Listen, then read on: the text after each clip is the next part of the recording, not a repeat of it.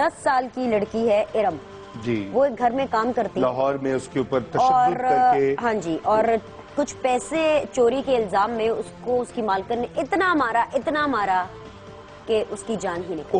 یہ تو مجھے یقین نہیں آتا. ایسی خبریں میں سنتا ہوں یہاں ٹیلی ویژن پر یہ ہوتا ہے. آپ کو پتا ہے کہ اس سے پہلے آج سے چند سال پہلے لاہور کے ڈیفنس کے علاقے میں ایک ننھی بچی شازیہ مسیح جس کا کہ تعلق مسیح برادری سے تھا، جو کسی لائر کے گھر میں کام کر رہی تھی، کسی لائر کے گھر میں کام کر رہی تھی، اور وہاں پر اس کی ہلاکت ہوئی.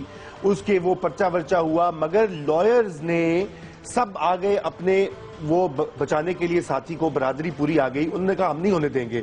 جلوس نکلے، باقاعدہ یہ ہوا اور وہ کچھ نہیں بنا. اور اب اس بچی کا یہاں پہ تو غالباً مالکہ جو ہے اس نے مالکن نے اعتراف کیا ہے. یہ تو ایک فیشن بن گیا ہے نا. یہ تو آئین پاکستان بھی کہتا ہے کہ 14 سال سے کم عمر کے بچے اگر آپ کے گھر میں کام کر رہے ہیں تو آپ مجرم ہیں. وہ تمام لوگ جو اس وقت مجھے ٹیلی ویژن اسکرین پر دیکھ رہے ہیں، بالکل بہت کم وقت رہ گیا، مختصر سی میں بات کروں گی، اس کے بعد رضا فردر اس کو ایڈریس کریں گے. 9 بجے کا بلیٹن آپ لوگ دیکھتے ہیں، ہیڈ لائنز دیکھتے ہیں، آئے روز ایسی خبریں چلتی ہیں.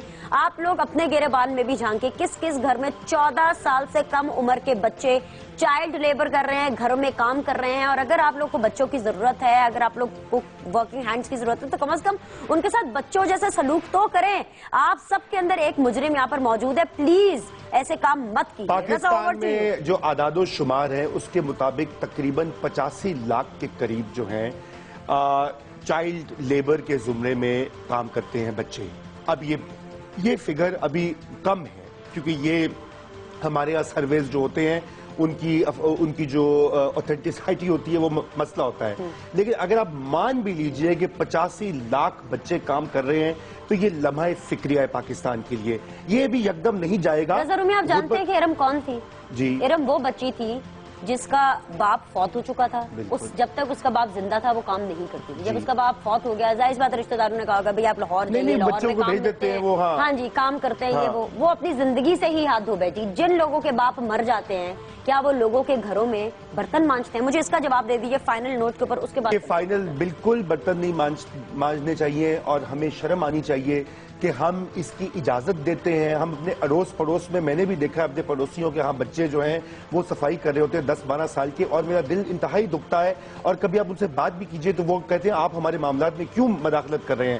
مگر آپ نے بالکل صحیح کہا ناظرین سے، ہمیں خود احتسابی کرنی چاہیے اور ہمیں یہ دیکھنا چاہیے کہ اگر آپ کے گھر میں بچے ہیں بھی جو کہ کام اول تو ان کو ہونا نہیں چاہیے، اسکول میں ہونا چاہیے، اپنی فیملی کے ساتھ ہونا چاہیے. اگر ہیں بھی تو خوددارہ ان کے ساتھ انسانوں والا سلوک کیجئے، بچوں کے ساتھ بچوں والا سلوک کیجئے، ان کی پٹائی مت کیجئے، ان کو زندگی سے مت محروم کیجئے.